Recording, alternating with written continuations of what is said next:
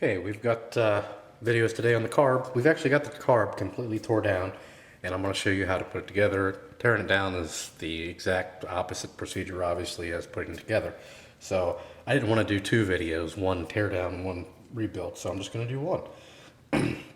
Anyway, you've got the, right now we're working on the accelerator pump. This is the bottom of the bowl, and here's the accelerator pump portion. There's a gasket that you've got to have here. Here's the actual cover. There's a little gasket that goes in there. It's a little O-ring. Here's the diaphragm.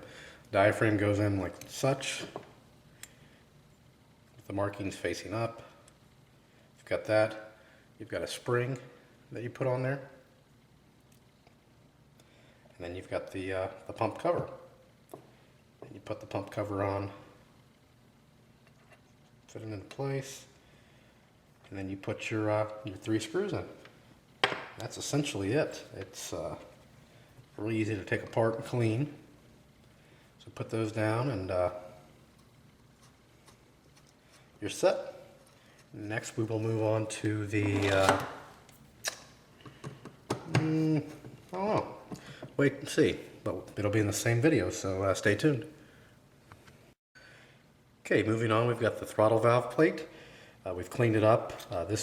It just goes together one way. See that there? We're going to put our jet needle in, which is really easy to do. Set the plate on there, install the needle, make sure it's nice and clean.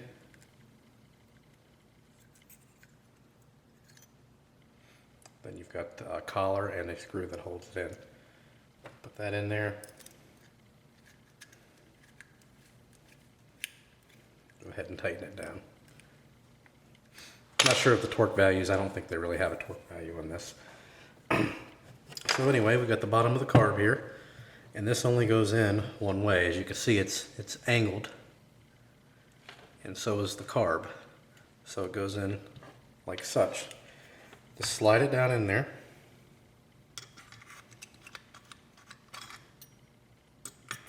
You'll have to feed it through. Actually, first thing you need to do is you need to lift up that portion there that actually controls the throttle. I forget exactly what they call that. Sorry about that.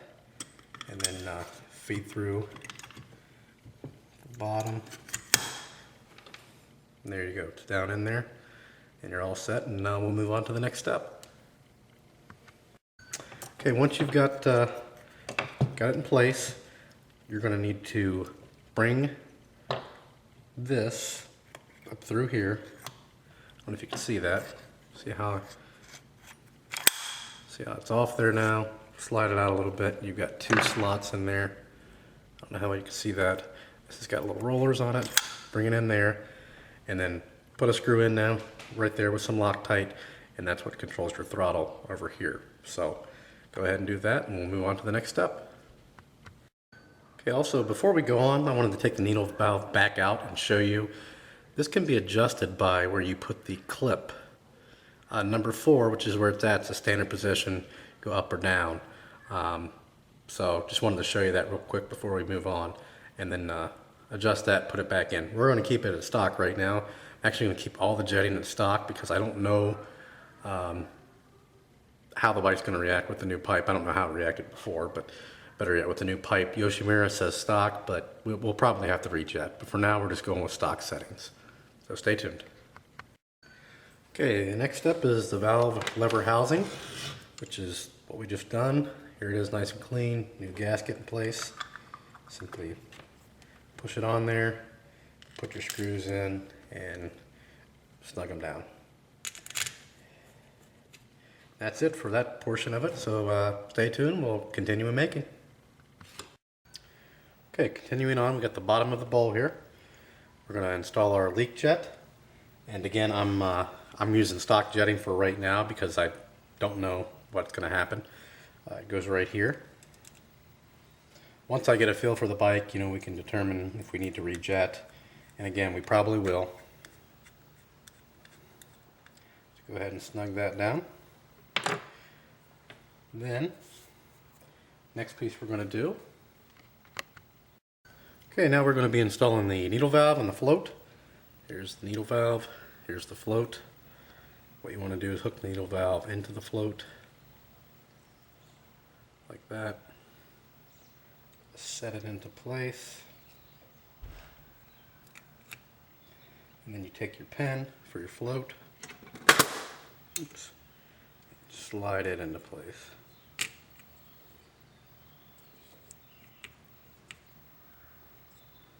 There you go.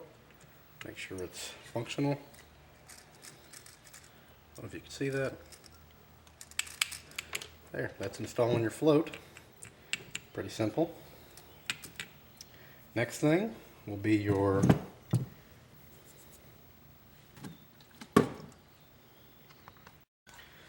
okay, you put this plastic piece on, and you've got your main jet and your needle jet. Hopefully you've cleaned those off and inspected them. It goes right here. And you want to snug that down. Okay, the next thing we're going to do is put in our pilot jet. It's right here. It goes right here. Drop it in there. Of course, after you've made sure everything's clean, go ahead and tighten it down. We're going to put in our starter jet, which is right there. It goes right here. Drop it down in there. Tighten it down.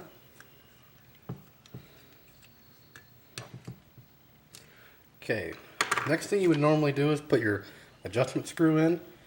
As you can see, this one's got, they've put a little T on it, so you actually have to put the cover on first. So we're going to go ahead and just slide the cover on.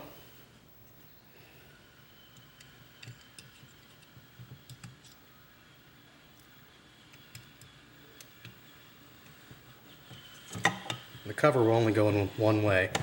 Now we can go ahead and put this original one back on, but we went ahead and we've ordered a Tusk one that's got a knob on it. And if you'll notice, when you take yours out, there is an O-ring, there's a washer and a spring, so be sure you get that out. So we're going to go ahead and put it in here.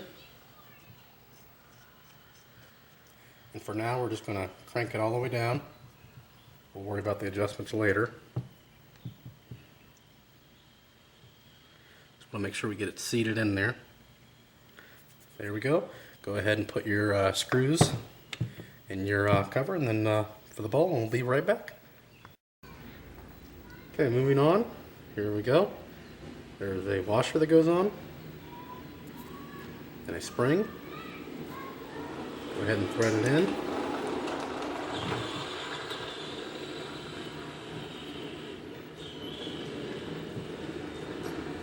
Should be like your idle screw, I guess.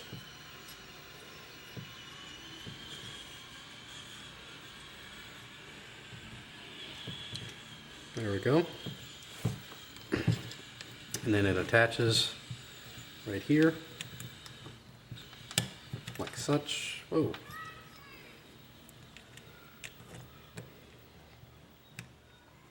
There is a little notch in it, or a hole that lines up with a little nub right there.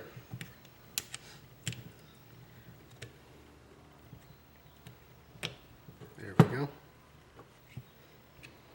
ahead and put your screw in.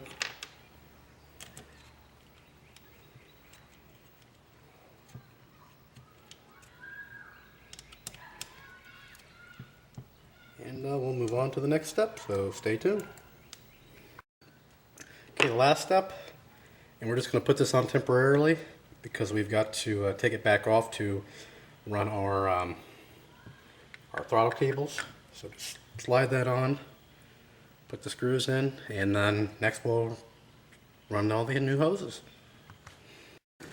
Okay, the next step, run new fuel lines, carburetor lines. Easiest way to do it, the way I do it, is just take a section out, cut it to the right length, and replace each section at a time. So, in other words, like this section up here, this came off, so I've got the section of hosing right here. I'll just cut it to the same exact length, replace each line as I go, so I don't get mixed up on how they, not really where they're connected, but how they're routed through the carburetor.